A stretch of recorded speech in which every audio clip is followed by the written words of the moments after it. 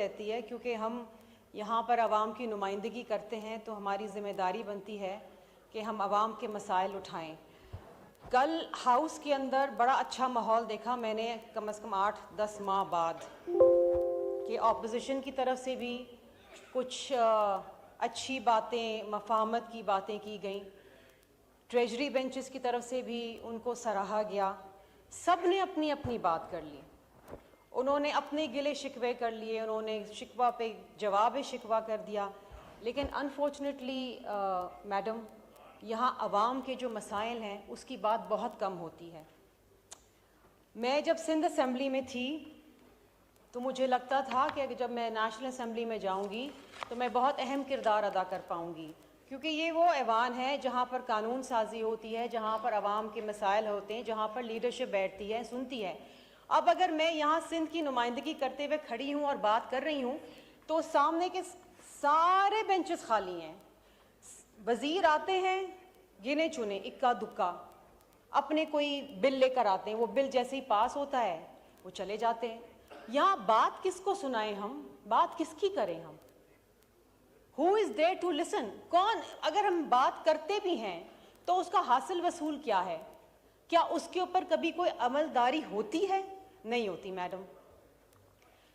ہم نے 10 سال 16 دسمبر کو پشاور کے اس بھیانک سانحے میں جس میں 130 سے زائد بچے شہید ہوئے، ہم نے 10 سال کی وہ اینیورسری اس ہاؤس کے اندر منانی، سب نے اس کے اوپر باتیں کریں۔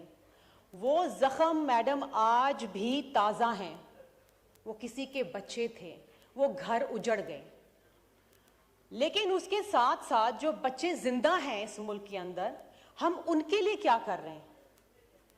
میرا دل دکھتا ہے جب میں نے کل پڑھا کہ پارا چنار کے جو ڈسٹرکٹ ہیڈ کوارٹر ہاسپٹل کے جو ایم ایس ہیں، انہوں نے بتایا کہ 29 بچوں کی اموات ہوئی ہے کیونکہ بر وقت دوائیاں وہاں پر نہیں پہنچ سکیں۔ یہ صرف بچے ہیں، یہ وہ بچے ہیں جو کھیلتے کودتے بچے تھے، بیمار ہوئے، ماں باپ ہسپتال لے گئے، لیکن وہاں سے لاشیں لے کر آئے۔ آپ سوچیں کہ وہ کرب کیا ہوگا کہ میرا بچہ ہسپتال میں ہے اور میری کوشش ہے، دعائیں کہ میرے بچے کی حالت بہتر ہو جائے، لیکن صرف اس وجہ سے میرا بچہ مر جاتا ہے کہ وہاں پر پچھلے 70 دن سے روڈ بند ہیں اور صوبائی حکومت کچھ نہیں کر رہی، وہاں پر میڈیسنز نہیں پہنچا رہی۔ اور اگر صوبائی حکومت کا یہ کام ہے کہ وہ اپنی پوری اپریٹس لے کے، اپنی پوری مشینری لے کے، سیکیورٹی اپریٹس لے کے، پوری ایڈمنسٹریشن لے کے اسلام آباد پہ قبضہ کرنے آئی، اگر یہ ان کی پرائیورٹی ہے تو خدا کے واسطے فیڈرل گورنمنٹ تو انٹروین کر لے۔ ٹھیک ہے، صحت کا شعبہ ڈیوالو ہو چکا ہے، لیکن اگر صوبائی حکومت اپنا کردار ادا نہیں کر رہی، میڈم ہم اپنے ایٹمی اثاثے کس طریقے سے بچا کے رکھتے ہیں؟ ہم نے چھپا کے رکھے، فوج بٹھائی ہوئی ہے اس کے اوپر، ہماری جان سے زیادہ قیمتی ہمارے ایٹمی اثاثے، ہمارے ایٹمی اثاثے۔ یہ بچے اس ملک کے اثاثے، اس ملک کا مستقبل ہے، آپ ان کو مار رہے ہیں۔ خدا کے لیے کوئی یہاں پر فیڈرل گورنمنٹ کا انسان، کوئی وزیر، کوئی مشیر، کوئی پارلیمانی سیکرٹری نوٹس لے، وہاں دوائیاں تو پہنچا دے۔ اور ایم ایس وہاں کا رو رو کے التجا کر رہا ہے کہ اس وقت بھی بچے وہاں پر زیر علاج ہیں لیکن دوائیاں نہیں ہیں، تو خدا را کوئی تو دوائیاں پہنچا دے۔ دوسری طرف آپ دیکھیں میڈم کہ پولیو پاکستان اور افغانستان، یہ 2 ممالک رہ گئے ہیں جس میں پولیو کے کیسز ختم نہیں ہو رہے، اور اس سال 64 کیسز۔ میڈم ہم اپنے بچوں کو پولیو سے نہیں بچا پا رہے ہیں۔ National task force, national action plan, فلاں فلاں، پرائم منسٹر صاحب کہتے ہیں کہ جی this is a crisis, it's a humanitarian crisis. ہم اپنی قوم کو لولی لنگڑی قوم لے کے جا رہے ہیں، یہ قوم کا کیا مستقبل بنے گا؟ ہمارے پولیو کے ورکرز کے اوپر گولیاں چل رہی ہیں، پولیس اہلکار شہید ہو رہے ہیں۔ کتنا بڑا یہ کام ہے کہ جناب آپ ہائی ٹارگٹ ایریاز کے اوپر فوکس کریں، آئیڈینٹیفائی کریں، دیکھیں کہ یہاں پر 26 کیسز بلوچستان سے نکلے ہیں اس سال، کیوں یہ ساری فوج لگا دیں بلوچستان کے اندر اور بچوں کو پولیو کے ڈراپس پلائیں؟ یہ کام ہمارا، یہ کام ریاست پاکستان کا ہے, آپ نے اپنے بچوں کو بچانا ہے. آج ایک بڑا امپورٹنٹ کالنگ اٹینشن لگا تھا لیکن ڈیفر ہو گیا, لیکن میں اس پہ بات کرنا چاہوں گی.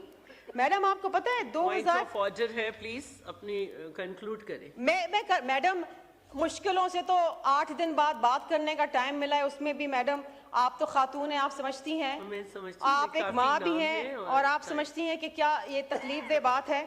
میڈم 2024 کی جو یو ایس اسٹیٹ ڈپارٹمنٹ کی رپورٹ ہے نا, ٹریفکنگ پرسنز رپورٹ, اس میں یہ کہا گیا ہے کہ پاکستان سے ہیومن ٹریفکنگ ہو رہی ہے, اور اس ہیومن ٹریفکنگ کے اندر زیادہ تر جو لوگ ہیں وہ خواتین اور بچے ہیں.